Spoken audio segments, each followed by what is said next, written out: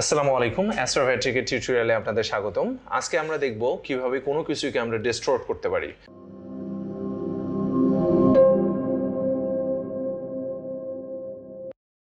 Distort মানে কি? চাপানো, আঁকানো, বাঁকানো। চলেন স্ক্রিনে যাই, গিয়ে দেখলে আমরা বুঝতে পারবো। So create new file click করলাম, যা সাইজ আছে তাই দিলাম, এটা নিয়ে চিন্তা আর না করি।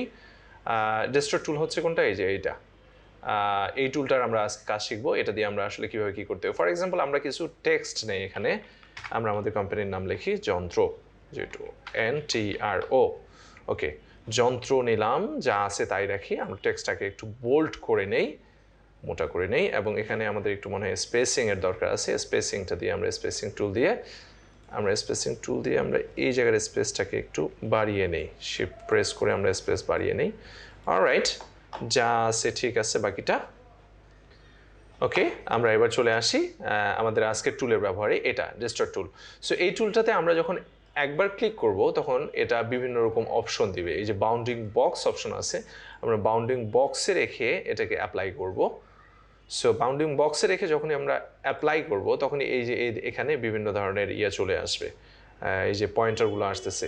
সো এই পয়েন্টারটাকে আমরা যেদিকে সরাবো টেক্সটটা আমাদের সেই দিকে ডিস্টর্ট হবে। ডিস্টর্ট মানে কি আশা করি এখন বুঝতে পারতেছেন, যে পয়েন্টারটা আমাদের এখানে আছে, দেন আমরা এই পয়েন্টারটাকে আরেকটু উপরে নিয়ে যাই, দেন এটাকে একটু সামনে নিয়ে আসি, দেন এটাকে একটু লাইক আমরা 3D টাইপের একটা ফিল দিতে যাচ্ছি এখানে। সো এটাকে হালকা একটু ভিতরে নিয়ে গেলে, এটাকে হালকা আরেকটু ভিতরে নিয়ে গেলে এটা 3D টাইপের একটা ফিল পাচ্ছি। 2D অবজেক্টের মধ্যে আমাদের 3D ফিলিংটা চলে আসতেছে। অলরাইট, সো নিচের দিকে আরেকটু নিলাম, দেন এটাকে সমান করে উপরের দিকে নিলাম, দেন অলরাইট আরেকটু ভিতরে নেই। ওকে, আমার চোখে এটাই ভালো লাগতেছে। অলরাইট, সো আমরা এটাকে এভাবে এমন করলাম, এই যে কর্নার পয়েন্টগুলো সরিয়ে। বাট আমরা এখানে এটাকে আরও অন্য বিভিন্ন রকমভাবে আমরা কাজ করতে পারি। ফর এক্সাম্পল আমরা রাইট ক্লিক করলে এখানে বিভিন্ন রকম অপশন পাবেন, নোট পাবেন। আচ্ছা, আমরা শর্টকাটটা শিখি, শর্টকাট শিখলেই বেটার। শর্টকাট শিখলে এটাকে ইজিলি করা যাবে। সো যখন আপনার এই যে কার্সার কোনটা, এই যে এই তীরটা, এই যে এটা যেটা ঘুরতেছে, এটা যখন এখানে আসবে তখন দেখবেন এরকম চিহ্ন, চারকোনা চিহ্ন, এরকম একটা চিহ্ন হবে। তো এরকম হওয়ার সাথে সাথে আপনি যদি প্রেস করেন, আপনার কিবোর্ডের মধ্যে বাটনটা যদি আপনি প্রেস করেন, তাহলে দেখবেন এটা কার্ভ হয়ে গেছে, লাইক 3 পয়েন্ট আর্কের মতো এভাবে লম্বা করে ফেলছে। সো এই যে এই পয়েন্টারটা ধরে আপনি উপরে নিচে নেলে এটাকে আপনি অ্যাডজাস্ট করতে পারবেন, যে আসলে আপনি কীভাবে কীরকম করতে চাচ্ছেন। সো আমরা এই উপরের অংশটাকে এমন রাখলাম, দেন হচ্ছে আমরা নিচের অংশটাতে বি যদি প্রেস করি কিবোর্ডে, আমরা যদি এখানে এমন এসে এই যে উপরে এসে, এই যে লাইনটার উপরে এসে যদি আমরা বি প্রেস করি, তাহলে এরকম দুইটা হ্যান্ডেল বের হবে। এই হ্যান্ডেলটা কি? বেজিয়ে কার্ভ।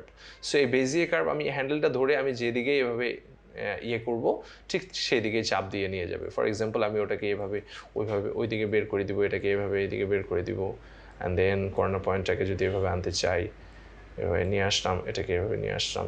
সো যেভাবে আমি আমার টেক্সটের সৌন্দর্য বর্ধন করতে চাই, আমি ঠিক সেভাবেই করতে পারবো। সো সামহার লাইক হিয়ার আমি এভাবে রাখতে চাই। অলরাইট, তো এবার চলে আসি আমরা এই জায়গাটায়। তো শর্টকাট কী ছিল? একটা হচ্ছে এ দিয়ে হচ্ছে কি হয়, এটা হচ্ছে 3 পয়েন্ট আর্কের মতো টান দিয়ে নিয়ে চলে যায়। এই যে 3 পয়েন্ট আর্ক, প্রেস করার সাথে সাথে নিয়ে গেছে। আবার আপনি যদি স্বাভাবিক আগের অবস্থায় নিয়ে আসতে চান, তাহলে প্রেস করবেন, তাহলে লাইন হয়ে যাবে বা স্ট্রেট হয়ে যাবে। প্রেস করলাম, লাইন হয়ে গেল। প্রেস করলাম, বাঁকায় নিয়ে গেল, 3 পয়েন্ট আর্কের মতো নিয়ে গেল। আবার প্রেস করলাম, এখানে নিয়ে আসলো। বি প্রেস করলে দুইটা হ্যান্ডেল দিয়ে দিবে আলাদা করে, বেজিয়ে কার্ভ, এই যে হ্যান্ডেল দিয়ে দিল। আমি চাইলে এটাকে এদিকে সরাতে পারি, দেন হচ্ছে এদিকে নিয়ে আসতে পারি, মানে লাইক আমি যেভাবে করতে চাই, যেটাকে যেভাবে আমি কন্ট্রোল করতে চাই সেভাবে করতে পারি। আবার প্রেস করলে আবার স্বাভাবিক অবস্থায় চলে আসবে। So that's it. ডিস্টর্ট টুলের ব্যবহার এতটুকুই।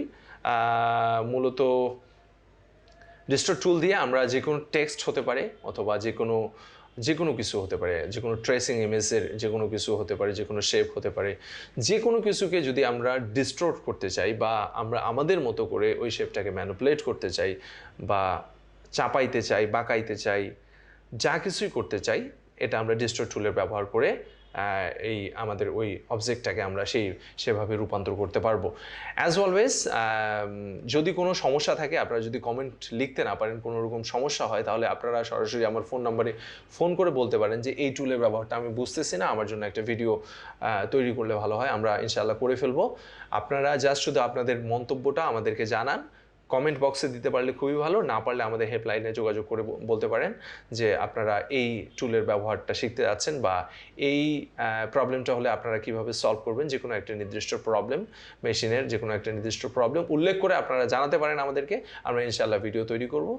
যন্ত্র বিশ্বাস করে সেবাই সম্পদ, তাই সেবার লক্ষ্যকে সামনে রেখেই আমরা এগিয়ে যেতে চাই। সাথে থাকবেন আমাদের। ভালো থাকবেন সবাই। আসসালামু আলাইকুম।